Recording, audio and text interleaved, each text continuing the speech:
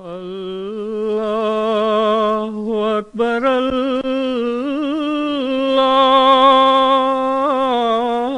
अकबर अशहदु अल्ला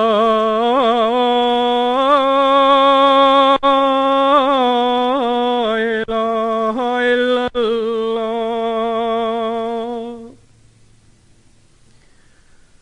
अशहदु अल्ला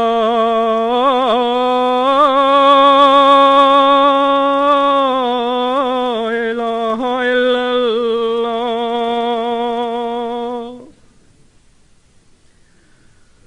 अशहदु अन्ना मुहम्मदर रसूलुल्लाह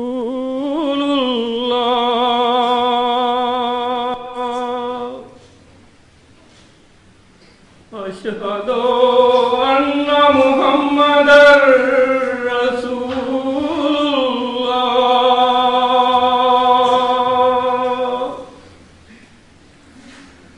हय्या अस्सलामुअलैकुम रहमतुल्लाह।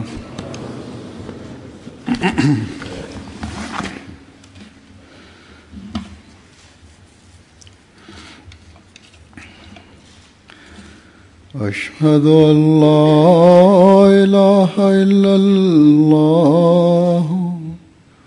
वहदहु ला शरीका लहू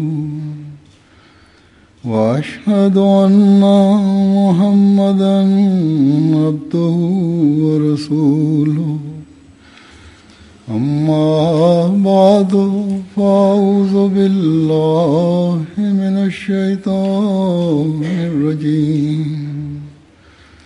बिस्मिल्लाहिर रहमानिर रहीम अल्हम्दुलिल्लाहि रब्बिल आलमीन अर्रहमानिर रहीम मालिकि यौमिद्दीन इय्याका नअबुदु व इय्याका नस्तईन इहदिना सिरातल मुस्तकीम सिरातल लज़ीना अनअमता अलैहिम गैरिल मग़दूबि अलैहिम वलद्दाल्लीन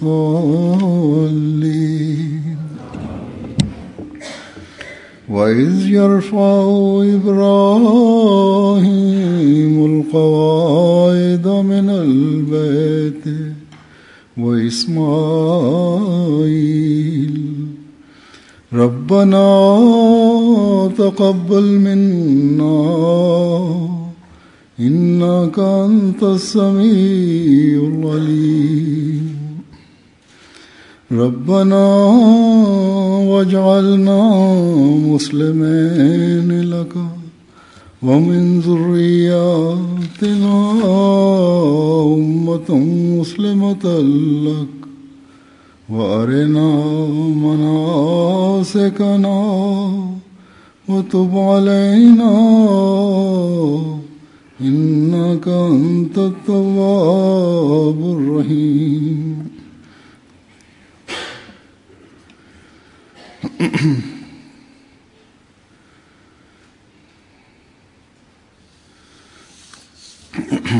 इन आयात का तर्जुमा है, और जब इब्राहीम उस ख़ास घर की बुनियादों को उस्तवार कर रहा था और इस्माइल भी दुआ करते। இந்த வசனங்களின் பொருள், இப்ராஹீமும் இஸ்மாயிலும் அந்த வீட்டின் அடித்தளங்களை உயர்த்திய நேரத்தில் அவர்கள் இவ்வாறு துவா செய்தனர்: எங்களுடைய இறைவா, எங்களிடமிருந்து இதனை ஏற்றுக்கொள்வாயாக. நிச்சயமாக நீயே நன்கு கேட்கக்கூடியவனும் நன்கு அறியக்கூடியவனும் ஆவாய். எங்களுடைய இறைவா, எங்கள் இருவரையும் உனக்கு கட்டுப்படக்கூடிய அடியார்களாக ஆக்குவாயாக. எங்களுடைய வழித்தோன்றர்களிலிருந்தும் உனக்கு கட்டுப்படக்கூடிய ஒரு சமுதாயத்தை தோற்றுவிப்பாயாக. எங்களுக்கு உன்னை வணங்குவதற்கும் தியாகங்கள் செய்வதற்குமான வழிமுறைகளை காட்டுவாயாக. எங்களது தௌபாவை ஏற்றுக்கொண்டவாறு எங்கள் பக்கம் திரும்புவாயாக. நீயே மிகவும் அதிகமாக தௌபாவை ஏற்றுக்கொள்பவனும் மேலும் மேலும் கருணை காட்டக்கூடியவனும் ஆவாய். அல்ஹம்துலில்லாஹ், இன்று நமக்கு ஸ்பெயினில் அஹ்மதியா முஸ்லிம் ஜமாத்தின் 2வது பள்ளிவாசலை கட்டுவதற்கான தௌஃபீக் கிடைத்துள்ளது. ஏறக்குறைய 7 வருடங்களுக்கு முன்பு நான் பெட்ரோபாடில் உள்ள மஸ்ஜித் பஷாரத்தில் வைத்து மேலும் பள்ளிவாசல்களை கட்டுவதன் முக்கியத்துவம் பற்றி கவனமூட்டியிருந்தேன். அந்த சமயத்தில் வேலன்சியாவில் பள்ளிவாசல் கட்டப்பட வேண்டும் என்று முடிவெடுக்கப்பட்டது. அகமதிகளின் எண்ணிக்கை குறைவாக இருப்பினும் இந்த பகுதியில் பள்ளிவாசல்களை கட்ட வேண்டும் என்று நான் கருதியதன் காரணமும் அதன் முக்கியத்துவமும் ஏன் இருக்கின்றதென்றால், அகமதிகள் இந்த பகுதியில் 130 பேர்களே இருக்கின்றார்கள். மற்ற இடங்களில் இதைவிட அதிகமாக இருப்பார்கள். எவ்வாறு இருப்பினும் மஸ்ஜித் பஷாரத்திற்கு பிறகு நாம் இந்த பள்ளிவாசலை கட்ட நினைத்தது வரலாற்றின் அடிப்படையில் இந்த இடத்திற்கு இருக்கும் முக்கியத்துவத்தை கருத்தில் கொண்டேயாகும். 30 வருடங்களுக்கும் அதிகமான காலகட்டத்திற்கு பிறகு அஹ்மதியா ஜமாத்திற்கு இந்த பள்ளிவாசலை கட்டுவதற்கான தௌஃபீக் கிடைத்திருந்தாலும், இந்த காலகட்டத்தில் முஸ்லிம்கள் இந்த நாட்டிற்கு மிகவும் அதிகமாக வர ஆரம்பித்தனர். மேலும் அவர்கள் பள்ளிவாசல்களையும் கட்டினார்கள். ஆனால் எவ்வாறு இருப்பினும் மஸ்ஜித் பஷாரத் காரணமாக ஒரு வழி திறந்தது. 700 வருடங்களுக்கு பிறகு முதல் பள்ளிவாசலை கட்டுவதற்கான தௌஃபீக்கை அல்லாஹ் அஹ்மதியா ஜமாத்திற்கு வழங்கினான். இந்த இடத்தின் முக்கியத்துவத்தை எடுத்து கூறுவதற்கு முன் இதையும் கூறிவிடுகின்றேன். இப்போது இங்கு முஸ்லிம்களின் எண்ணிக்கை ஏறக்குறைய 1 மில்லியன் ஆகும். 2030ஆம் ஆண்டு வரை, அதாவது அடுத்த 20 ஆண்டுகளில் இந்த எண்ணிக்கையில் 80 அல்லது 85% அதிகரிப்பு ஏற்பட்டு அது 2 மில்லியன்கள் வரை எட்டிவிடும் என்று கருதப்படுகிறது. இன்றிலிருந்து 30 வருடங்களுக்கு முன் சில ஆயிரங்களாக இவர்கள் இருந்தனர். இப்போது இந்த எண்ணிக்கை 1 மில்லியன் ஆகிவிட்டது. இந்த எண்ணிக்கையில் பெரும்பாலார் வெளிநாடுகளிலிருந்து வந்திருக்கின்றார்கள். வட ஆப்பிரிக்கா, மோரோக்கோ, அல்ஜீரியா போன்ற நாடுகளிலிருந்து வந்துள்ளனர். இவர்களில் பழைய இஸ்லாமிய கோத்திரங்களை சார்ந்தவர்களும் உள்ளனர் என்று கூறப்படுகிறது. இவர்கள் மிக நீண்ட காலமாக தங்கள் இஸ்லாத்தை பாதுகாத்து வந்துள்ளனர். இன்றிலிருந்து ஏறக்குறைய 700 வருடங்களுக்கு முன் முஸ்லிம்களாக இருந்த இவர்கள் வலுக்கட்டாயமாக கிறிஸ்துவர்களாக்கப்பட்டனர். அவர்களிலிருந்தும் ஆயிரக்கணக்கில் மக்கள் மீண்டும் இஸ்லாத்தை தழுவியுள்ளனர். அதாவது அந்த கோத்திரங்களிலிருந்தும் குடும்பங்களிலிருந்தும் மக்கள் மீண்டும் இஸ்லாத்தை தழுவியுள்ளனர். இவர்கள் பலவந்தமாக கிறிஸ்துவர்களாக்கப்பட்டனர் அல்லது இவர்களது பிள்ளைகள் கிறிஸ்துவர்களாக்கப்பட்டனர். ஸ்பெயினில் இஸ்லாம் மீண்டும் தென்பட்டாலும் கூட இப்போது அல்லாஹ்வின் அருளால் முஸ்லிம்கள் போதுமான எண்ணிக்கையில் இருப்பது தெரிய வருகிறது.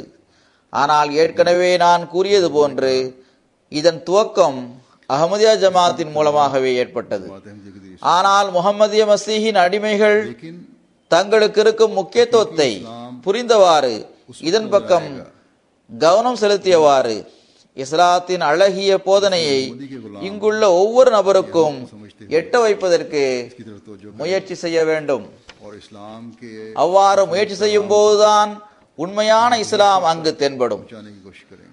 ஒருவேளை நான் கூறும் விஷயங்களை கேட்டு உங்களில் சிலர் இவ்வாறு கூறலாம், அவநம்பிக்கையுடைய எண்ணங்களை உடைய சிலர் இருக்கின்றனர். அதாவது அகமதிகள் மிக குறைவான எண்ணிக்கையில் தான் இங்கே உள்ளனர். அப்படி இருக்கும்போது எல்லா இடங்களிலும் ஒவ்வொரு நபருக்கும் இந்த தூது செய்தியை நாம் எப்படி எட்ட வைக்க முடியும் என்று அவர்கள் கேட்கலாம்.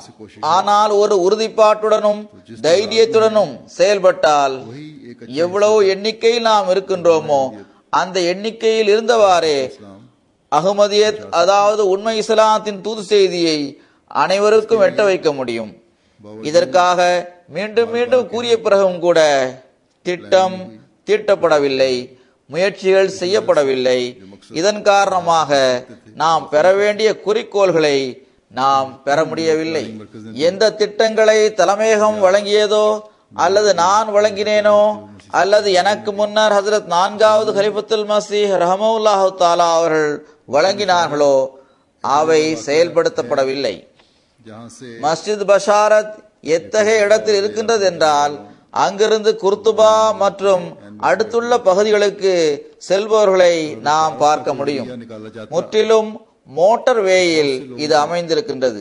எனவே அறிமுகம் செய்து வைப்பதற்காக ஏதாவது ஒரு வழியை நாம் ஏற்படுத்தினால் பல மக்கள் வரை இந்த அறிமுகம் எட்டிவிடும்.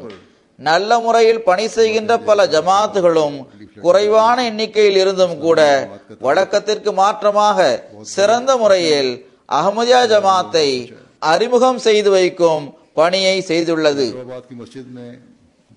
லீஃப்லெட் மூலமாக இஸ்லாம் மற்றும் ஜமாத் பற்றிய அறிமுகத்தை மிகவும் விரிவான முறையில் அதிகமான எண்ணிக்கையில் மக்களுக்கு எட்ட வைத்துள்ளனர். பெட்ரோபாலில் உள்ள பள்ளிவாசலை மற்ற மக்களும் பார்க்க வருகின்றனர். சில ரிப்போர்ட்டுகளில் இது பற்றி குறிப்பிடப்பட்டிருக்கின்றது. சில குழுக்களும் வருகின்றனர்.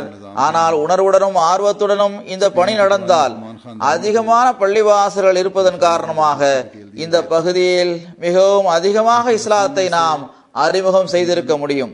மற்ற முஸ்லிம் பிரிவினரிடத்தில் முறையான அமைப்பு இல்லாதிருந்தும் கூட பலவந்தமாக கிறிஸ்துவத்திற்கு தள்ளப்பட்ட ஸ்பெயினில் உள்ள பழைய முஸ்லிம் குடும்பங்களை சார்ந்தவர்களிலிருந்தும் ஏறக்குறைய 20,000 பேரை இவர்கள் மீண்டும் இஸ்லாத்திற்கு கொண்டு வர முடிகின்றது என்றால் உண்மையான இஸ்லாத்தில் இருக்கின்ற நம்முடைய தப்லீகின் மூலம் ஏன் பெரும் எண்ணிக்கையில் இந்த மக்கள் இஸ்லாத்தின் மடியில் வந்து அமர முடியாது? நான் மீண்டும் இஸ்லாம் நீடிப்பதற்கான வழியை ஸ்பெயினில் திறந்தோம். ஆனால் அந்த வழியை ஒரு உறுதிப்பாட்டுடனும் உணர்வுடனும் நாம் பயன்படுத்தவில்லை. மற்றவர்கள் அதிலிருந்தும் பலனை பெற்றனர். எனவே இப்போதும் நேரம் இருக்கின்றது.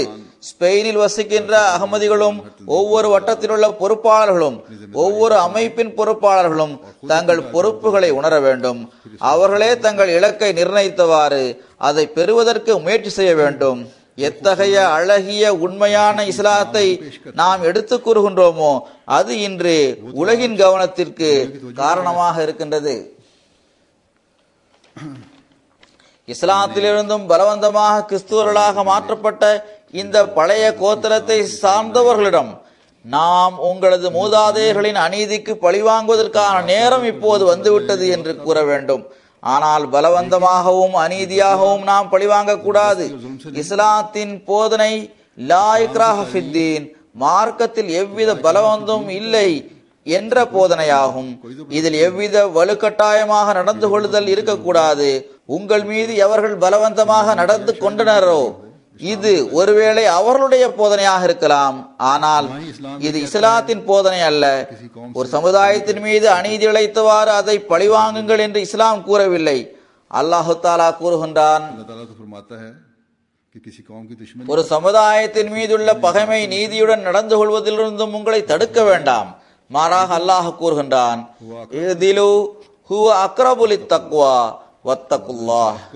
நீதியுடன் நடந்து கொள்ளுங்கள், அது இறையச்சத்திற்கு மிகவும் நெருக்கமானதாகும். அல்லாஹ்வின் மீது உள்ள தக்வாவை பேணுங்கள், தக்வாதான் உங்களுக்கு அல்லாஹ்வின் நெருக்கத்தை பெற்று தரும். ஏனென்றால் அல்லாஹு தாலா தக்வாவை மேற்கொள்பவர்கள் மீது நேசம் வைத்துள்ளான். இங்கு பகைமை பற்றிய கேள்வியே எழாது. இங்கு அவர்கள் நம்முடன் இருந்து வரும் சமுதாயத்தினர் ஆவர். எனவே நம்முடன் இருக்கின்ற சமுதாயத்தினருடன் அன்புடனும் நேசத்துடனும் இந்த தூது செய்தியை நாம் எட்ட வைக்க வேண்டும். எனவே நாம் இவர்களிடம் கூற வேண்டும், முதலில் நீங்கள் இஸ்லாத்தின் அழகிய போதனைக்கேற்ப நடக்க வேண்டும்.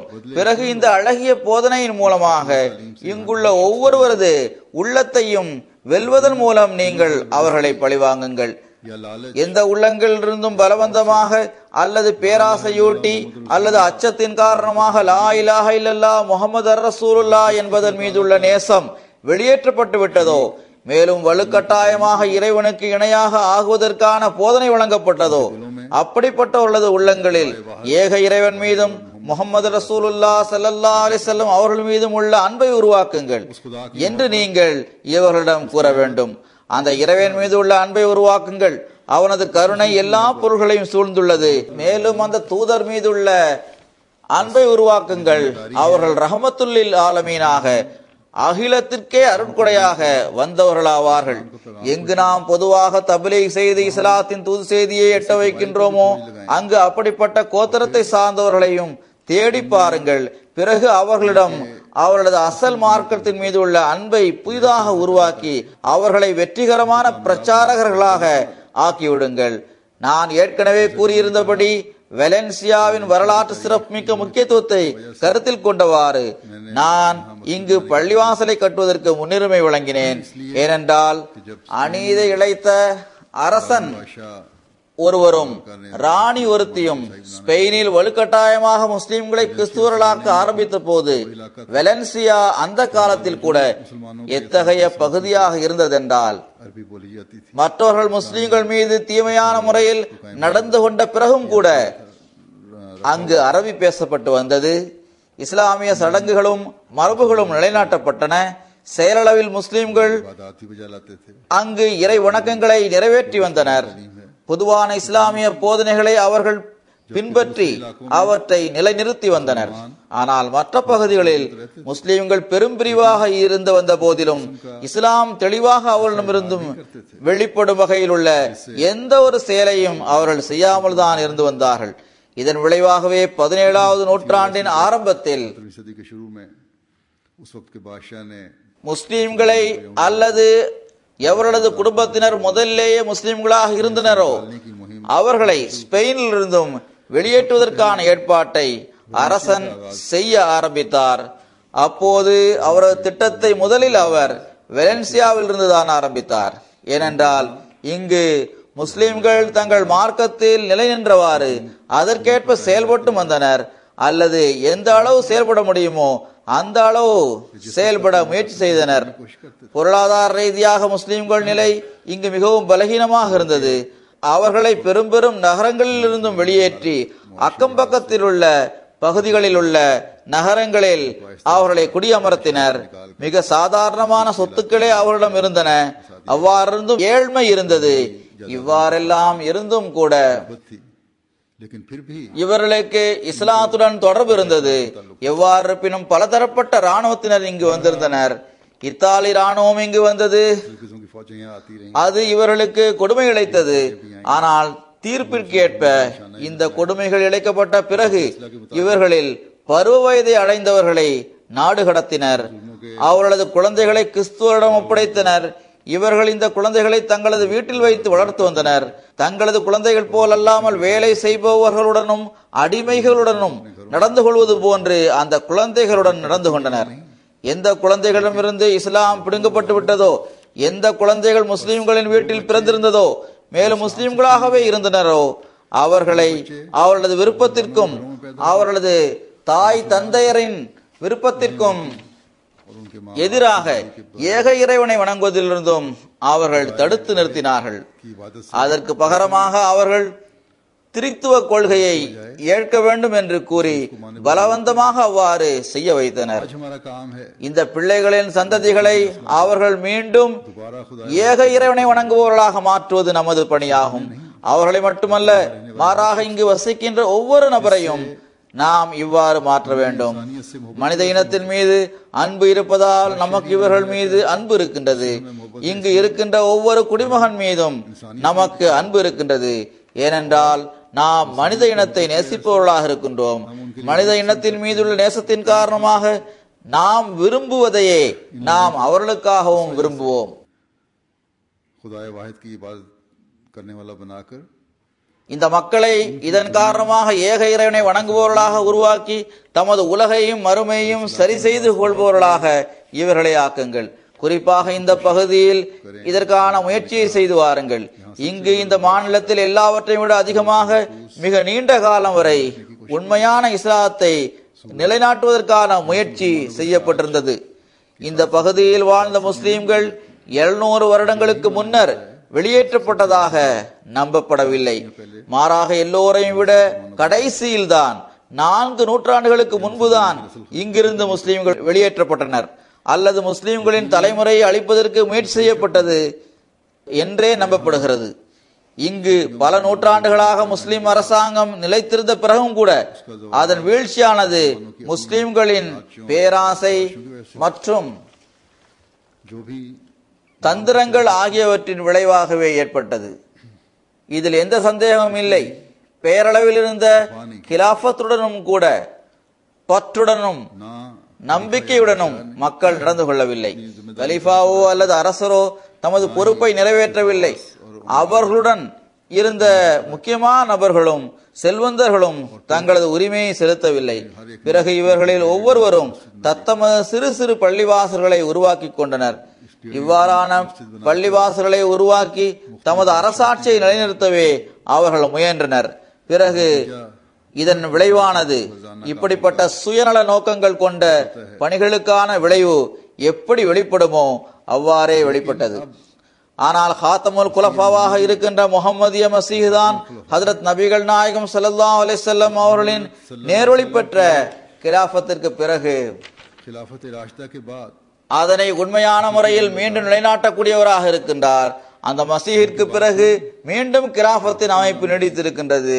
இழந்து போன இந்த மகிமையை மீண்டும் இந்த பகுதியில் நிலைபெற செய்வது இந்த கிலாஃபத்தை ஏற்றுக்கொண்டவர்களது பணியாக இருக்கின்றது. அவர்கள் உலகிற்கு லா இலாஹ இல்லல்லாஹ் முஹம்மது ரசூலுல்லாஹ் என்பதில் உள்ள உண்மையை தெரியப்படுத்த வேண்டும். அதன் உண்மை தன்மையை உலகிற்கு எடுத்து கூற வேண்டும். அல்லாஹு தாலா இந்த பகுதியில் தனது பள்ளிவாசலை கட்டுவதற்கான தௌஃபீக்கை நமக்கு வழங்கியுள்ளான். அதற்கான இடமும் அல்லாஹ்வின் அருளால் மிகவும் பொருத்தமான இடத்தில் கிடைத்திருக்கின்றது. இந்த பள்ளிவாசலும் மோட்டார் வேஸில் இருந்து தெரிய வருகிறது. முற்றிலும் மோட்டார் வேக்கு மேலே இது இருக்கின்றது. ஆனால் நகரின் புதிய குடியிருப்பு பகுதியிலும் இது இருக்கின்றது. நல்ல மக்கள் வாழும் பகுதியாக இது இருக்கின்றது. அண்டை அயலாரும் நல்லவர்களாக இருக்கின்றனர். அல்லாஹு தாலா நல்ல அண்டை வீட்டுக்காரர்களை வழங்கியுள்ளான். இதுவும் அவனது பேருபகாரமாகும். எனவே இந்த சந்தர்ப்பத்திலிருந்தும் நாம் பலன் பெற வேண்டும். ஸ்பெயினில் இன்னொரு நகரத்தில் நமது இன்னொரு பள்ளிவாசலை கட்டிவிட்டோம் என்று நினைத்து பள்ளிவாசலை கட்டியதில் மட்டும் நீங்கள் மகிழ்ச்சி அடைந்து விட வேண்டாம். உங்களது நிலைமைகள் மீது உங்களது பார்வையை செலுத்த வேண்டும். உங்களது இறை வணக்கங்கள் மீது உங்கள் பார்வையை செலுத்த வேண்டும். உங்களது பொறுப்புகள் மீது பார்வையை செலுத்த வேண்டும். நான் ஓதிய இவ்வசனங்களில் அல்லாஹ்வின் வீட்டை கட்டிய பிறகு அதற்கான உரிமையை செலுத்துவது பற்றி ஹஜ்ரத் இப்ராஹிம் அலைஹிஸ்ஸலாம் அவர்களும் ஹஜ்ரத் இஸ்மாயில் அலைஹிஸ்ஸலாம் அவர்களும் ஒரு அழகிய வழிமுறையை நமக்கு கூறியுள்ளார்கள். அத்துடன் உரிமையை செலுத்துவதற்காக துவாவும் செய்யும் வழிமுறையை எடுத்து கூறி அதன் பக்கம் நமக்கு கவனமூட்டியுள்ளார்கள். இதை நாம் சிந்திக்க வேண்டியது அவசியமானதாகும். அதன் மூலம் தலைமுறை தலைமுறையாக அல்லாஹ்வின் வீட்டிற்குரிய உரிமையை செலுத்தக்கூடியவர்கள் நம்மில் உருவாகிக் கொண்டே செல்ல வேண்டும். அல்லாஹு தாலா கூறுகின்றான், அவர்கள் இறை இல்லமான கௌபாவின் அடித்தளங்களை உயர்த்திய சமயத்தில் அவர்கள் இந்த துவாவை செய்தார்கள். ரப்பனா தகப்பல் மின்னா இன்னக அன்தஸ் ஸமீஉல் அலீம். இது உண்மையில் அல்லாஹ்வை சார்ந்திருப்பவரின் மகிமையாகும். எல்லோரையும் விட அதிகமாக நபிமார்கள்தான் அல்லாஹ்வுக்கு மிகவும் நெருக்கமானவர்களாகவும் அல்லாஹ்வை சார்ந்தவராகவும் இருக்கின்றனர். பல வருடங்களாக அவர்கள் தியாகங்களை செய்கின்றனர். தந்தையும் தியாகம் செய்கின்றார், மகனும் தியாகம் செய்கின்றார், மனைவியும் தியாகம் செய்கின்றார். ஆனால் நாங்கள் தியாகங்கள் செய்து இத்தனை காலகட்டம் கழிந்து விட்டது. இப்போது நாங்கள் உனது இந்த வீட்டை கட்டுகின்றோம், உனக்காக இதை கட்டுகின்றோம், நீ கூறியதால் கட்டுகிறோம். எனவே எங்களது ஒவ்வொரு தியாகத்தையும் நீ ஏற்றுக்கொள்ள வேண்டும் என்ற உரிமை எங்களுக்கு இருக்கின்றது.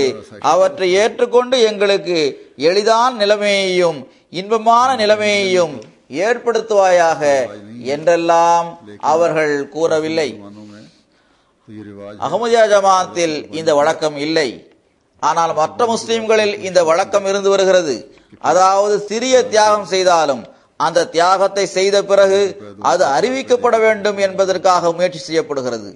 1 ரூபாய், 2 ரூபாய், 4 ரூபாய் கொடுத்துவிட்டு பிறகு அது பற்றி பள்ளிவாசல்களில் அறிவிக்கப்படுகிறது. பெரிய தியாகத்தை செய்துவிட்டால் அதில் மிகவும் அதிகமாக பெருமை கொள்கின்றனர். ஆனால் இந்த 2 நபிமார்கள் மூலமாகவும் எந்த முன்மாதிரி அல்லாஹ் நம் முன்னால் எடுத்து வைத்திருக்கின்றானோ அது எப்படிப்பட்டதென்றால், மகன் இறைவனுக்காக அறுக்கப்படுவதற்கு தயாராக இருக்கின்றார். தந்தை மகனை அல்லாஹுக்காக அறுக்க தயாராக இருக்கின்றார். இவை எல்லாமே மகன் சிறிய வயதில் இருக்கும் போது நடக்கின்றது. அதுவும் முதிர்ந்த வயதில் இந்த சந்ததி அவர்களுக்கு கிடைத்திருக்கின்றது. பிறகு தியாகத்தின் தரம் மேலும் வளர்ச்சி அடைகின்றது. ஒரு நீண்ட காலம் வரை மகனையும் மனைவியையும் மக்கள் குடிபெயராத ஒரு இடத்தில் தியாகங்கள் செய்வதற்காக விட்டுவிடுகின்றார்கள். பசி, தாகம் ஆகியவற்றின் காரணமாக தாயும் மகனும் வாழ்க்கையை இழந்துவிடக்கூடிய சாத்திய கூறுகளும் இருந்தன. பிறகு அந்த நேரம் வருகிறது, அல்லாஹ் தாய் மகன் ஆகியோரது தியாகங்களை ஏற்றுக்கொள்கின்றான். இதற்கு முன் அவர்களுக்கு தேவையான பொருள்கள் இல்லாமல் இருந்தால் இதற்கு பிறகு அல்லாஹ் அவர்களுக்கு உண்பதற்கும் குடிப்பதற்கும் உரிய பொருள்களை கிடைக்கும்படி செய்கின்றான். பிறகு அல்லாஹ்வின் கட்டளை கேட்ப இறை இல்லமான கௌபாவை கட்டும் பணி ஆரம்பமாகிவிடுகிறது. அதை கட்டுபவர்கள் 2 நபர்கள் மட்டும்தான். அவர்கள் இந்த உடன்படிக்கையை செய்கின்றனர். இதை கட்டுவதுடன் நாம் திரும்பி செல்வதற்கான எல்லா வழிகளும் அடைக்கப்பட்டு விட்டன. இப்போது நமது நோக்கம் இறைவனுடைய வீட்டை நிரப்புவதாகும். இங்கு எப்படிப்பட்ட மக்கள் கூட்டத்தால் இந்த இறை இல்லம் நிரம்ப வேண்டும் என்றால் அது நம்பிக்கை கொண்டவர்களின் கூட்டத்தால் நிரம்ப வேண்டும். நல்லவர்களின் கூட்டமாக இருக்க வேண்டும். இறைவனை நினைவு கூறுபவர்களால் அது நிரம்ப வேண்டும். இறைவனை வணங்குவதற்குரிய உரிமையை செலுத்துபவர்கள் மூலமாக அது நிரம்ப வேண்டும். இறைவனை வணங்குவதில் அதன் இறுதி எல்லையை அடைந்தவர்கள் மூலம் அது நிரம்ப வேண்டும். ஆக இத்தகைய மக்கள்தான் இறைவனின் கட்டளை கேட்ப இறைவனின் வீட்டை கட்டி கொண்டிருந்தனர். பணிவை மேற்கொள்வதிலும் அல்லாஹ்வின் மீதுள்ள அன்பிலும் அவர்களது நிலை எவ்வாறு இருந்ததென்றால், அல்லாஹ்வே, நீ எங்களது இந்த தியாகத்தை, இந்த முயற்சியை ஏற்றுக்கொள்வாயாக என்று துஆ செய்கின்றனர். உனது குறிப்பான கருணையின் மூலம் எங்கள் மீது கருணை காட்டியவாறு இதனை ஏற்றுக்கொள்வாயாக.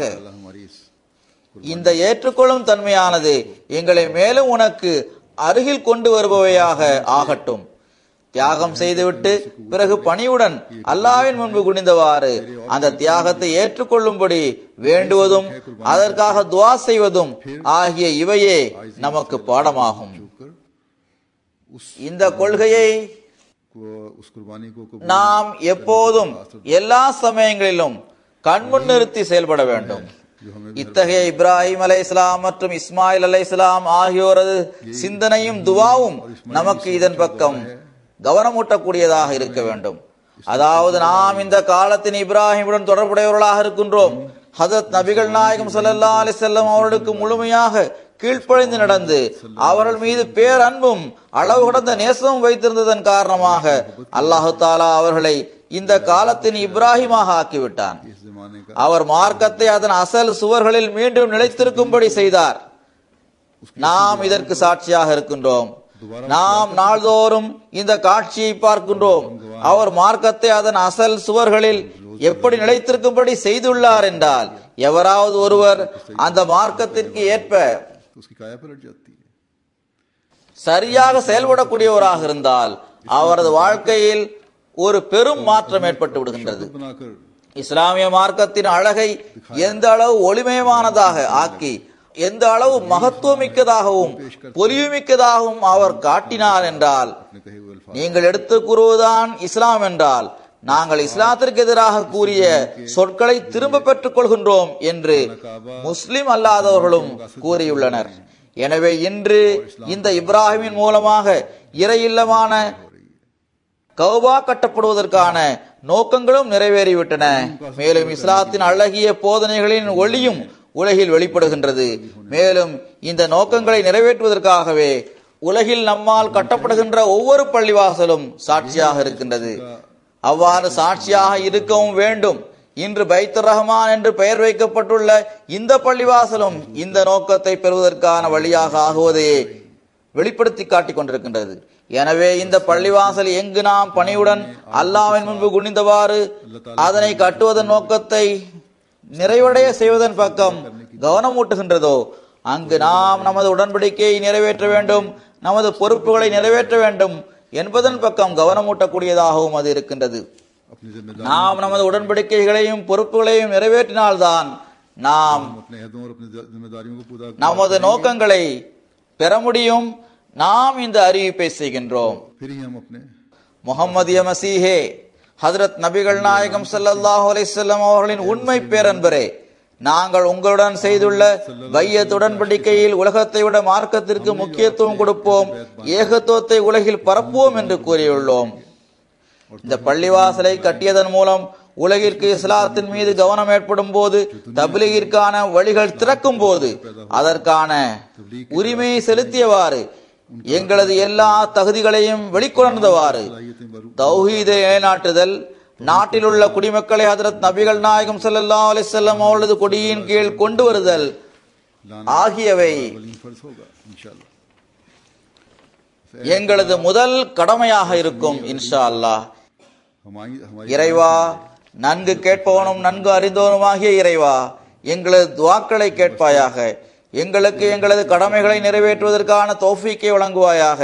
இந்த பள்ளிவாசல் உனது வீட்டின் வடிவத்தை பின்பற்றியவாறு கட்டப்பட்டுள்ளது. உனது வீட்டை கட்டுவதற்கு எந்த நோக்கங்கள் இருந்தனவோ அதே நோக்கங்களை பெறுவதற்குரிய ஒரு வழியாக இந்த பள்ளிவாசலை நீ ஆக்குவாயாக. நீ நன்கு அறிபவனாவாய். நீ எங்களது பலகீனங்களையும் தகுதியற்ற நிலைமைகளையும் அறிந்திருக்கின்றாய். எனவே எங்களது துஆக்களை கேட்டவாறு எங்களது தகுதியற்ற நிலையில் இருந்தும் உனது பார்வையை விலக்கி வைத்தவாறு எங்களை இந்த பள்ளிவாசலை கட்டுவதற்கான நோக்கங்களை நிறைவேற்றுபவர்களாக ஆக்குவாயாக. பள்ளிவாசலின் அழகும் பள்ளிவாசலின் விரிவான நிலையும் நாம் அதற்கான உரிமையை செலுத்துபவர்களாக ஆகும் போதுதான் நமக்கு பயன் தரக்கூடியதாக இருக்கும். இந்த உரிமையை செலுத்துவதற்கு எங்கு பள்ளிவாசல்களை நிரப்பி அல்லாஹ்வை வணங்குபவர்களாக நாம் ஆவோமோ அங்கு அல்லாஹ்வின் அடியார்களின் உரிமைகளை செலுத்துபவர்களாகவும் நாம் ஆக வேண்டும். அன்பு, நேசம், சகோதரத்துவம் ஆகியவற்றை வளர்ச்சியடையும்படி செய்பவர்களாக நாம் ஆக வேண்டும்.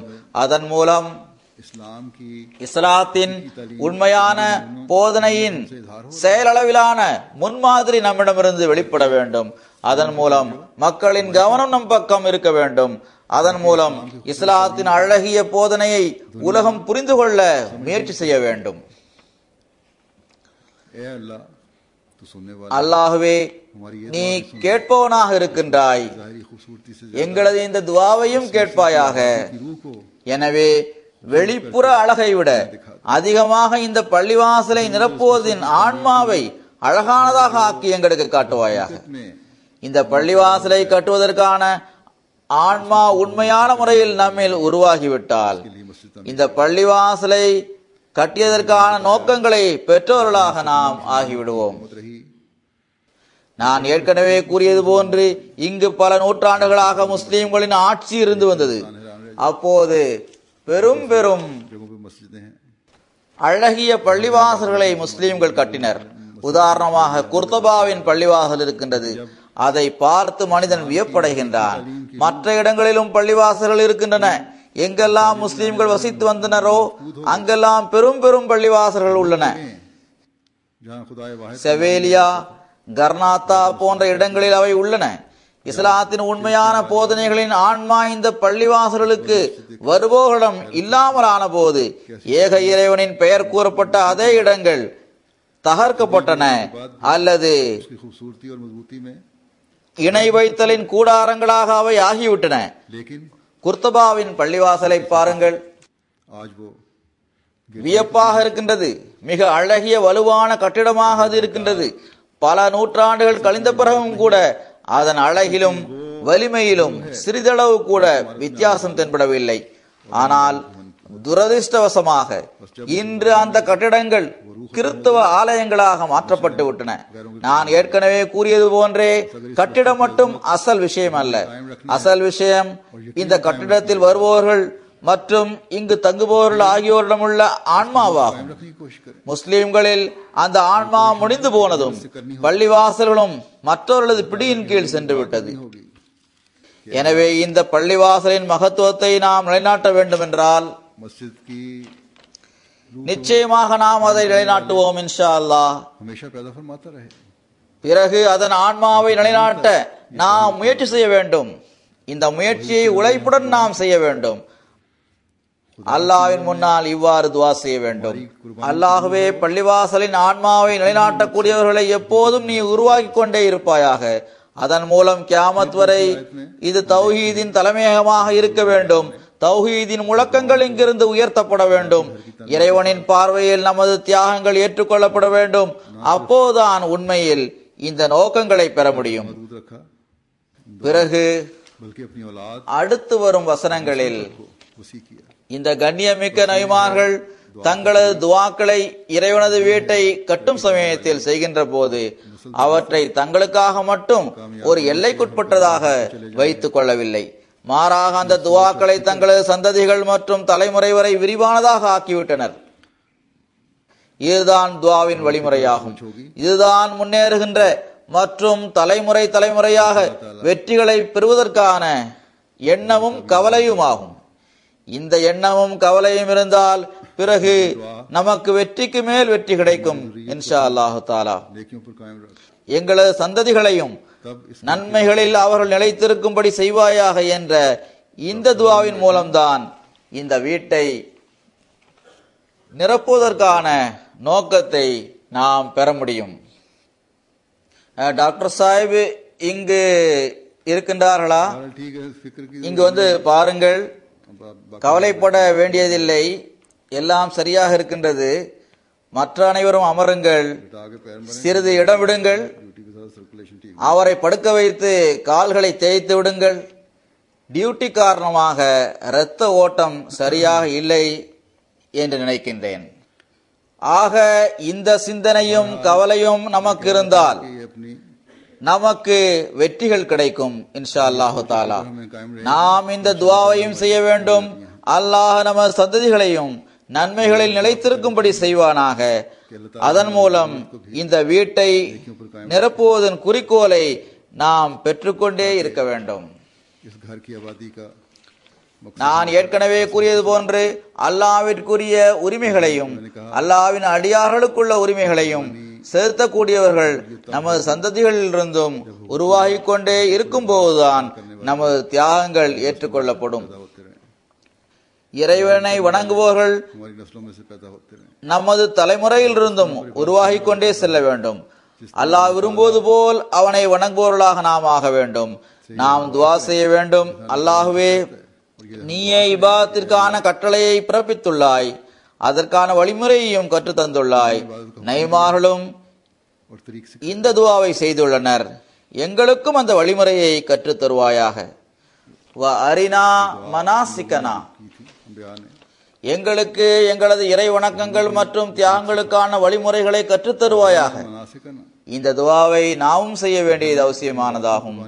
உண்மையில் இறை வணக்கங்கள் மற்றும் தியாகங்கள் ஆகியவற்றிற்கான வழிமுறைகளை அல்லாஹ்வின் வழிகாட்டல்கள் மூலமாகத்தான் புரிய முடியும். की रहनुमाई से समझ இதன் ஆன்மாவை அதன் ஆழம் வரை சென்று புரிந்து கொள்வது தொடர்பான அறிவு அல்லாஹ்வின் அருளால் தான் உருவாகின்றது. சந்தேகமின்றி தொழுகையும் இறைவணக்கத்தின் ஒரு வழிமுறையாகும். पैदा होता है। பள்ளிவாசலுக்கு மக்கள் வருகின்றார்கள், இபாதத் செய்கின்றனர். ஆனால் இதே தொழுகையாளிகள் பற்றி आते हैं और इबादत करते हैं।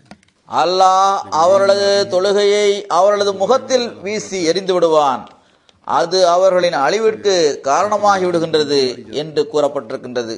और उनके लिए हलाकत का बायस அல்லாஹ்வின் அருளை வேண்டியவாறு அவனது பார்வையில் ஏற்றுக்கொள்ளப்படக்கூடிய தொழுகையை நாம் நிறைவேற்ற முயற்சி செய்ய வேண்டும். தொழுகை மட்டுமின்றி இறைவனை பெற்றுக்கொள்வதற்காக செய்யப்படுகின்ற ஒவ்வொரு செயலும் இபாதத்தாகி விடுகிறது. அது இறைவனது அடியார்களுக்குரிய உரிமையை செலுத்துவதாக இருந்தாலும் சரியே. इबादत बन எனவே இந்த ஆன்மாவை புரிந்து கொள்வது நமக்கு அவசியமானதாகும். இறைவணக்கத்தின் ஆன்மாவை புரிந்துதான் நாம் தௌஹீதின் தூது செய்தியையும் பரப்ப முடியும் என்பதையும் நாம் நினைவில் கொள்ள வேண்டும். हमें याद रखनी चाहिए। அதன் மூலம் நம்ம சந்ததிகளில் இந்த தூது செய்தியை ஊடுருவும்படி செய்ய முடியும். पैगाम को फैला सकते हैं। அதற்காக எவ்வாறு ஹஜ்ரத் இப்ராஹிம் அலைஹிஸ்ஸலாம் அவர்கள் துஆ செய்துள்ளார்களோ அவ்வாறு நம்ம சந்ததிகளுக்கு மிகவும் துடியாய் துடித்து துஆ செய்ய வேண்டியது அவசியமானதாகும். नस्लों के लिए அகமதிகளாகிய நாம் நமது கூட்டங்களில் நாம் ஒவ்வொரு தியாகத்திற்காகவும் தயாராக இருக்கின்றோம் என்று உறுதிமொழியில் கூறுகின்றோம். आने के लिए तैयार रहेंगे। இந்த உறுதிமொழியின் ஆன்மாவை நமது சந்ததிகளில் ஊத வேண்டியது அவசியமானதாகும். அதன் மூலம் மார்க்கத்தை பரப்புவதற்காக தியாகங்கள் செய்யக்கூடிய பிரிவினர் பிறந்து கொண்டே செல்ல வேண்டும். लेकिन ये याद रखना चाहिए ஆனால் இதையும் நினைவில் கொள்ள வேண்டும், மாறும் நிலைமைகளுக்கேற்ப தியாகங்களின் வழிமுறையும் மாறிக்கொண்டே இருக்கும். भी एक मतलब இதுவும் இந்த அரினா மனாசிக்கனா என்ற துஆவில் உள்ள ஒரு கருத்தேயாகும். स्पेन में अगर पहले ஸ்பெயினில் இதற்கு முன்னர் இஸ்லாத்திற்கு வந்த முஸ்லிம்கள் जो दाखिल இஸ்லாத்திற்காக உதவிகளை செய்தனர், ஜிஹாதும் செய்தனர், நீதியை நிலைநாட்டினர். பிறகு அவர்கள் பரவிக்கொண்டே சென்றனர். அவர்கள் வாளினால் ஆன ஜிஹாதை செய்தனர். बेशक तलवार இதில் எவ்வித சந்தேகமும் இல்லை. இன்றைய தியாகங்கள் தப்லீகின் ஜிஹாது மூலம் நடைபெறும். तबलीग के லிட்ரேச்சர்களை பரப்புவதற்காக பொருள் தியாகம் செய்தவாறு அது நடைபெறும். பள்ளிவாசலை கட்டுவதற்காக பொருள் தியாகங்கள் செய்தவாறு அது நடைபெறும். தியாகங்களின் நிலை நிலைமைகளுக்கு ஏற்ப மாறிவிடுகின்றது. कुर्बानियों की नौ எங்களுக்கு தியாகங்களுக்கான வழிமுறையை கற்றுத் தருவாயாக என்ற ஹஜ்ரத் இப்ராஹிம் அலைஹிஸ்ஸலாம் அவர்களின் இந்த துஆவை इस्लाम की इस दुआ மாறிவரும் நிலைமைகளுக்கேற்ப உனது திருப்தியை பெறும் வகையில் உள்ள இறை வணக்கங்கள் மற்றும் தியாகங்களுக்கான வழிமுறைகளை எங்களுக்கு நீ கற்றுத் தருவாயாக என்ற இந்த துஆவை திருக்குர்ஆன் பாதுகாத்து வைத்து हमें அல்லாஹ் நமக்கு ஒரு அடிப்படையான வழிகாட்டலை அதன் மூலம் வழங்கி இருக்கின்றான். हालात के मुताबिक देनी है। அதாவது நிலைமைகளுக்கேற்ப நாம் தியாகங்கள் செய்ய வேண்டும். எத்தகைய எவ்வகையை சார்ந்த நன்மையை நாம் செய்ய வேண்டும் என்றால் அது இறைவனின் திருப்தியை சேகரிக்கும் வகையில் இருக்க வேண்டும். எனவேதான் ஹஜ்ரத் நபிகள் நாயகம் ஸல்லல்லாஹு அலைஹி வஸல்லம் அவர்கள் ஒருவரிடம் அவர் மிக சிறந்த நன்மை எது என்று கேட்டதற்கு நீங்கள் தஹஜ்ஜத் தொழுது வாருங்கள் என்று கூறினார்கள். இன்னொருவரிடம் உங்களுக்கு மிக சிறந்த நன்மை இறைவழியில் ஜிஹாத் செய்வதாகும் என்று கூறினார்கள். எனவே எவரிடம் எந்த நன்மை குறைவாக இருக்கின்றதோ அதுதான் அவருக்கு அவசியமானதாகும், அதுதான் அவருக்கு பெரிய நன்மையாகும், அதுவே அவருக்கு பொருத்தமான இபாதத்திற்குரிய வழிமுறையாகும், அதுவே அவருக்கு பொருத்தமான நிலையில் உள்ள தியாகமாகும். दुआ में எனவே இந்த துஆவில் உங்களுக்காகவும் हर किस्म की कमजोरियों को दूर करने உங்களது சந்ததிகளுக்காகவும் எல்லா வகையான பலகீனங்களையும் इस पर बहुत ज्यादा அகற்றவும் இறைவனின் திருப்தியை பெறுவதற்கும் துஆ செய்வதன் பக்கம் மிகவும் வலியுறுத்தி கூறப்பட்டிருக்கின்றது. इंसान எப்போது நினைவில் கொள்ள வேண்டும், மனிதன் ஒருபோதும் தமது முயற்சிகளால் இபாதத்தின் உயர்வான தரத்தை பெற முடியாது. அவ்வாறு தியாகத்தின் உயர்தரத்தையும் பெற முடியாது. எனவே வத்துபு அலைனா, தௌபாவை ஏற்றுக்கொண்டவாறு எங்கள் பக்கம் திரும்புவாயாக என்று துவா கற்று தரப்பட்டுள்ளது. எங்களது நன்மைகளை ஏற்றுக்கொள்வாயாக, அதன் மூலமாக நன்மைகளிலிருந்து நன்மை பிறந்து கொண்டே செல்ல வேண்டும். நன்மைகளின் அலை உருவாகிவிட வேண்டும். தியாகங்களிலிருந்து தியாகம் பிறந்து கொண்டே செல்ல வேண்டும். உனது திருப்தியை விரும்பியவாறு உன்னை வணங்குபவர்களாக நாங்கள் இருக்க வேண்டும். வெளி வேஷத்திற்காக அதை செய்பவர்களாக நாங்கள் இருக்கக்கூடாது. இத்தகைய இபாதத் நமது சிந்தனைகளில் இருக்க வேண்டும். இந்த வழிமுறைக்கேற்ப நாம் நமது இறை வணக்கங்களையும் தியாகங்களையும் செய்தால் நாம் நட்பாக்கியம் பெற்றவர்களாக இருப்போம். எப்போதும் நமது தவறுகள், கவனக்குறைவுகள், வரம்பு மீறுதல் ஆகியவற்றிலிருந்தும் அல்லாஹ்வின் அடைக்கலத்தின் கீழ் வருபவர்களாக நாம் ஆவோமாக.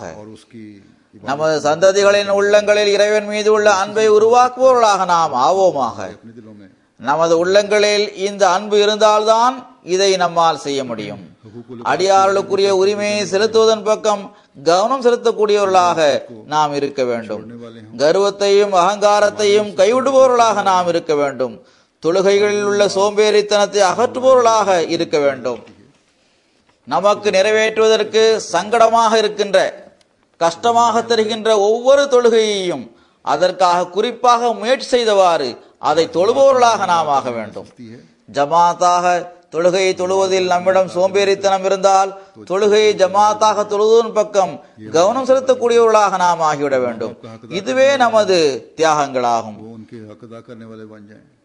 எவர்கள் தாய் தந்தையருக்குரிய உரிமைகளை செலுத்தாமல் இருக்கின்றார்களோ அவர்கள் அவர்களுக்குரிய உரிமைகளை செலுத்துபவர்களாக ஆகிவிட வேண்டும். எவர்கள் சகோதர சகோதரிகள் மற்றும் உறவினர்களுக்குரிய உரிமைகளை செலுத்தாமல் இருக்கின்றனரோ அவர்கள் அவர்களுக்குரிய உரிமைகளை செலுத்துபவர்களாக ஆகிவிட வேண்டும். அண்டை வீட்டுக்காரர்களுக்கும் அல்லாஹ் மகத்தான தகுதியை வழங்கியுள்ளான். அவர்களுக்குரிய உரிமைகளை செலுத்துபவர்களாக நாம் ஆகிவிட வேண்டும். அண்டை வீட்டுக்காரர்களுடன் ஒவ்வொரு அகமதியும் நடந்து கொள்ளும் விதமானது அவரை அகமதியத், அதாவது உண்மை இஸ்லாத்தின் பக்கம் ஈர்க்கக்கூடியதாக இருக்க வேண்டும். இந்த முயற்சியை ஒவ்வொரு அகமதியும் செய்ய வேண்டும். சுருக்கமாக, ஒவ்வொரு நன்மையையும் செய்தவாறு அதற்குரிய உரிமையை செலுத்துவதற்கு முயற்சி செய்தவாறு நன்மைகளை செய்பவராக நாம் ஆனால்தான் உண்மையான முறையில் நாம் அல்லாஹ்விடம், அல்லாஹ்வே எங்கள் தௌபாவை ஏற்றுக்கொள்வாயாக, எங்கள் மீது கருணை காட்டுவாயாக என்று நம்மால் கூற முடியும். நாம் அல்லாஹ்வின் கருணையை வேண்டுபவர்களாக இருந்தால் மற்றவர்களையும் நாம் கருணையுடன் பார்க்க வேண்டும். அல்லாஹ்விடம் மட்டும் அவனது கருணையை அவனிடமிருந்து கேட்பவர்களாக இருந்து தங்களது வட்டத்திற்குள் கருணை காட்டாதவர்களாக நாம் இருந்துவிடக் கூடாது. எனவே பள்ளிவாசலுடன் ஒரு நம்பிக்கையாளர் உண்மையான முறையில் தொடர்பு வைத்திருந்தால் பிறகு நன்மைகளின் புதிய புதிய கதவுகள் அவருக்காக திறக்கப்படுகின்றது. அதன் மூலம் அல்லாஹ்வின் மன்னிப்பு கிடைக்கும் புதிய புதிய வழிகள் வெளிப்படுகின்றது. எனவே இன்று நமக்கு அல்லாஹ்விடமிருந்து கிடைத்துள்ள இந்த பள்ளிவாசல் இவற்றின் பக்கம் கவனமூட்டக்கூடியவையாக இருக்க வேண்டும். இதே நாம் வெளிப்படுத்த வேண்டும். இந்த பள்ளிவாசலை இங்கு வசிப்பவர்களும் நிரப்ப வேண்டும். தங்களது பிள்ளைகள் மூலமாகவும் அதை நிரப்ப வேண்டும். இன்ஷா அல்லாஹ் இதற்குரிய உரிமையை செலுத்தியவாறு இதை நிரப்ப வேண்டும். பள்ளிவாசலுக்கு வருவது மட்டும் நோக்கமாக இருக்கக்கூடாது. மாறாக அதற்குரிய உரிமையை செலுத்துவது நோக்கமாக இருக்க வேண்டும். அல்லாஹ் பள்ளிவாசலுடன் தொடர்புடைய அந்த எல்லா அருள்களையும் பரக்கத்துகளையும் பெறக்கூடியவர்களாக நம்மை ஆக்குவானாக. அல்லாஹ் நமது தௌபாவை ஏற்றுக்கொள்பவனாகவும் நமது தவறுகளை மன்னிப்பவனாகவும் இருப்பானாக. ஒரு ஹதீஸில் வருகின்றது, ஹதரத் அபூ ஹுரைரா ரலியல்லாஹு அன்ஹு அவர்கள் அறிவிக்கின்றார்கள், ஹதரத் நபிகள் நாயகம் ஸல்லல்லாஹு அலைஹி வஸல்லம் அவர்கள் உங்களது தவறுகளை அழித்து உங்களது தகுதிகளை உயர்த்தக்கூடிய ஒரு செயலை பற்றி கூறட்டுமா என்று கேட்டார்கள். சஹாபாக்கள் கூறுங்கள் என்றார்கள். அதற்கு அவர்கள், உள்ளம் விரும்பாத நிலையிலும் முழுமையான முறையில் நன்றாக ஒலி செய்தல், பள்ளிவாசல்களின் பக்கம் அதிகமாக நடந்து செல்தல், ஒரு தொழுகைக்கு பிறகு அடுத்த தொழுகைக்காக காத்திருப்பது, இது ரிபாத்தாகும் ரிபாத்தாகும் ரிபாத்தாகும். அதாவது இதுதான் எல்லை புறங்களை பாதுகாப்பதாகும், எல்லை புறங்களில் குதிரைகளை கட்டுவதாகும், இதுதான் உங்களுக்கு ஜிஹாதாகும் என்று பெருமானார் ஸல்லல்லாஹு அலைஹி வஸல்லம் அவர்கள் கூறினார்கள். நம்மில் ஒவ்வொருவரும் இதன் பக்கம் கவனம் செலுத்த வேண்டியது அவசியமானதாகும். இன்று நமது நப்சுகளுக்கு எதிராக ஜிஹாத் செய்ய வேண்டியது அவசியமானதாகும். இந்த குறிக்கோளை நாம் அடைய வேண்டும். அல்லாஹ்வின் தூது செய்தியை எட்ட வைக்கும் நோக்கமும் கூட ஒரு ஜிஹாதே ஆகும். இதன் பக்கமும் நாம் கவனம் செலுத்த வேண்டும். அல்லாஹ்வின் உதவி இல்லாமல் நாம் வெற்றி பெற முடியாது. அல்லாஹ்வின் அருள் அவனது இபாதத்திற்குரிய உரிமையை செலுத்துவதன் மூலமே கிடைக்கும். எனவே உங்களது தொழுகைகளை பாதுகாத்தால் அவனது அருள்களை பெறக்கூடியவர்களாக நாம் ஆகிவிடுவோம். நஃப்ஸின் ஜிஹாதாகவும் இறைவனின் தூது செய்தியை எட்ட வைக்கின்ற ஜிஹாதாகவும் இருக்கின்ற அந்த ஜிஹாதில் பங்கேற்பவர்களாக நாம் இருப்போம். இன்றைய சமுதாயத்தில் மனிதனுக்கு எல்லாவற்றையும் விட அதிகமாக இந்த ஜிஹாத் தான் தேவைப்படுகிறது. இந்த ஜிஹாத் தான் நம்மை சமுதாயத்தின் தீமைகளிலிருந்து காப்பாற்றி இறைவன் முன்னால் நம்மை கொண்டு செல்லக்கூடியதாக இருக்கும், இறைவனின் திருப்தியை பெறக்கூடியதாக ஆக்கும். இந்த ஜிஹாத் தான் நம்மையும் நமது சந்ததிகளையும் உலகின் அழுக்குகளிலிருந்தும் சுத்தமாகவும் தூய்மையாகவும் வைத்திருப்பவையாக ஆக்கும். அல்லாஹ் உங்கள் மீது செய்துள்ள இந்த அருட்கொடையிலிருந்தும் பயன்பெறுங்கள். மேலும் இந்த பள்ளிவாசலை முற்றிலும் இறைவனுக்காக ஆக்கி அவனை வணங்குவதன் மூலம் அதை அழகுபடுத்துங்கள். அதன் மூலம் அல்லாஹ்வின் அருளுக்கு நீங்கள் வாரிசாகிவிட வேண்டும். இந்த பள்ளிவாசலை இந்த நோக்கங்களை நிறைவு செய்யக்கூடியதாக அல்லாஹ் ஆக்குவானாக. நாம் நமது பொறுப்புகளை நிறைவேற்றுபவர்களாக ஆவோமாக. அவ்வாறு இல்லை என்றால் நமது இந்த மாநிலத்தில் நமக்கு முன்னதாக எகிப்திலிருந்தும் சவுதி அரேபியாவிலிருந்தும் வரும் செல்வத்தின் மூலமாக பள்ளிவாசல்களை முஸ்லிம்கள் கட்டியிருக்கின்றார்கள். ஆனால் முஹம்மதிய மசீஹை ஏற்றுக்கொள்ளாததனால் அவர்களிடம் ஏற்பட்டுள்ள குறைவை அஹ்மதியா ஜமாத்தால் கட்டப்பட்ட பள்ளிவாசல்கள் மூலமாக மட்டும்தான் நிறைவடைய செய்ய முடியும். எனவே இந்த விஷயம் ஒவ்வொரு அஹ்மதிக்கும் மேலும் கவனமூட்டக்கூடியதாகவும் கவலை தரக்கூடியதாகவும் இருக்க வேண்டும். உங்களது பொறுப்புகள் அதிகமாகிவிட்டது. இந்த பள்ளிவாசலுக்குரிய உரிமையை செலுத்துவதற்கு நீங்கள் மிகவும் அதிகமாக முயற்சி செய்ய வேண்டும். அல்லாஹ் இந்த கடமையை நிறைவேற்றுவதற்கான தௌஃபீக்கை நமக்கு வழங்குவானாக. பள்ளிவாசல் தொடர்பான சில விவரங்களையும் கூறிவிடுகின்றேன். பள்ளிவாசலின் பரப்பளவு 1350 சதுர அடிகளாகும். இதற்காக ஏறக்குறைய 1.2 மில்லியன் ஏரோ செலவாகியுள்ளது. ஸ்பெயினில் உள்ள ஜமாத் தாம் செய்த சிறிய வாக்குறுதியையும் கொடுத்து முடிக்கவில்லை. செய்த வாக்குறுதியை அவர்கள் நிறைவு செய்ய வேண்டும். பிறகு நான் ஏற்கனவே கூறியது போன்றே பொருளாதார ரீதியாக பலகீனம் இருந்தால் ஒன்று வாக்குறுதியை நிறைவேற்ற முடிந்தால் நிறைவேற்றுங்கள், அல்லது தப்லீக் களத்தில் இறங்கி செயல்பட்டவாறும் உங்களது வாக்குறுதியை நிறைவு செய்ய முடியும். இவர்கள் தந்துள்ள கணக்கின்படி ஹாலில் 250 பேர்கள் நிற்க முடியும். எவ்வாறு இருப்பினும் இந்த ஹால்கள் மிகவும் பெரிதாக இருக்கின்றன. போதுமான அளவு மற்ற வசதிகளும் உள்ளன. 7 அலுவலகங்கள் உள்ளன. ஒரு நூலகம் உள்ளது. ஒரு புத்தக கடை இருக்கின்றது. கிச்சன் மிகவும் நன்றாக இருக்கின்றது. டெக்னிக்கல் ரூமும் இருக்கின்றது. இவ்வாறு இந்த முழு கட்டிடத்தையும் ஏர் கண்டிஷன் உள்ளதாக ஆக்கியிருக்கின்றார்கள். ஆண்கள் பெண்கள் தனித்தனியாக ஒலி செய்வதற்கான வசதிகளும் இருக்கின்றது. முதலில் வாங்கப்பட்ட பங்களாவில், அதாவது முதலில் நாம் வாங்கிய இடத்தில் மேலும் 3 அறைகள் கட்டப்பட்டுள்ளன. ஒரு பத்திரிகை சில நாட்களுக்கு முன்பு இது இந்த மாநிலத்தில் உள்ள மிகப்பெரிய வணக்கஸ்தலம் ஆகும், அது தனது உண்மை வடிவத்தை உலகிற்கு வெளிப்படுத்தியுள்ளது என்று எழுதியுள்ளது. ஆக இந்த மாநிலத்தின் மிகப்பெரிய வணக்கஸ்தலமானது நம்மில் ஒவ்வொருவரும் அதற்குரிய உரிமையை செலுத்தும் போதுதான் அதன் உண்மை வடிவத்தை உலகிற்கு வெளிப்படுத்தக்கூடியதாக இருக்கும். இன்னொரு நல்ல விஷயத்தையும் இந்த பத்திரிகை எழுதியிருக்கின்றது. அது அடியார்களுக்குரிய உரிமையை செலுத்துவதை வெளிப்படுத்தியுள்ளது. அதனை இங்குள்ள ஒவ்வொரு அகமதியும் வெளிப்படுத்தி காட்ட வேண்டும். அது இவ்வாறு எழுதுகின்றது: இஸ்லாத்தின் மீது கொண்ட பற்றின் காரணமாக அகமதிகள் அல்லாவின் பெயரில் இரத்தம் ஒழுகும்படி செய்யக்கூடிய ஒவ்வொரு நபருக்கும் எதிராக உள்ளனர். இதை தவிர இந்த பள்ளிவாசலுடன் மேலும் 2 மல்டி பர்பஸ் ஹால் இருக்கின்றது. ஆண்களும் பெண்களும் தங்களது தேவைக்கு இதை பயன்படுத்திக் கொள்ளலாம். இந்த பள்ளிவாசலை இந்த பகுதியிலும் இந்த மாநிலத்திலும் இஸ்லாத்தின் உண்மையான படத்தை காட்டக்கூடியதாக அல்லாஹ் ஆக்கி வைப்பானாக. இந்த பகுதியில் வாழ்கின்ற ஒவ்வொரு அகமதியும் முயற்சி செய்து இதற்குரிய உரிமையை செலுத்துபவர்களாக ஆகட்டும். நான் ஏற்கனவே கூறியது போன்றே இந்த பள்ளிவாசலை கட்டுவதற்கு அதிகமாக தலைமையகம்தான் உதவியுள்ளது. டெக்னிக்கல் உதவியும் தலைமையகத்திலிருந்து தான் செய்யப்பட்டது. நமது பெரியவர் சௌதரி ஏஜாஸ் சாஹிப் அவர்கள் நமது பழைய என்ஜினியர் ஆவார்கள். அவர்கள் மிகவும் உழைத்தவாறு இதில் பல பணிகளை செய்துள்ளார்கள். விளக்கமாக எல்லாவற்றையும் அவர் ஆய்வு செய்தார். எங்கெல்லாம் அதிகமாக செலவு வந்ததோ அங்கு அதை குறைத்தார்கள். ஆனால் அவ்வாறு குறைத்ததால் தரத்தில் எந்த குறையும் ஏற்பட அவர்கள் விடவில்லை. அதில் எவ்வகையிலும் காம்ப்ரமைஸ் செய்ய விடவில்லை. அவர்கள் நோயாளியாகவும் இருக்கின்றார்கள். வாரத்தில் ஒரு முறை சிறுநீரக கோளாறு காரணமாக அவர்களுக்கு டயாலிசிஸ் செய்ய வேண்டியது வருகிறது. ஆனால் அவர்கள் மிகுந்த தைரியத்துடனும் செயல்பட்டார்கள். அல்லாஹ் அவர்களுக்கும் அதற்கான நற்கூலியை வழங்குவானாக. மேலும் அவர்களுக்கு உடல் நலத்தையும் ஆரோக்கியத்தையும் வழங்குவானாக. அதன் காரணமாக வருங்காலத்திலும் அவர்கள் ஜமாத்தின் பணிகளை செய்து வர வேண்டும்.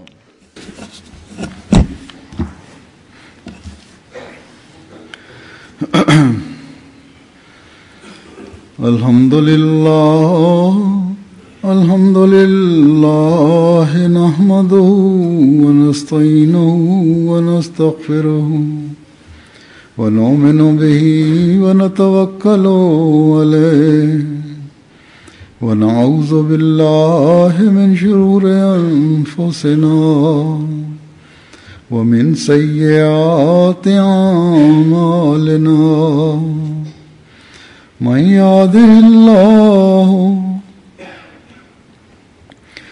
يهده الله فلا مضل له ومن يضلله فلا هادي له ونشهد أن لا إله إلا الله ونشهد أن محمدا عبده ورسوله عباد الله رحمكم الله إن الله يأمر بالعدل والإحسان وإيتاء ذي القربى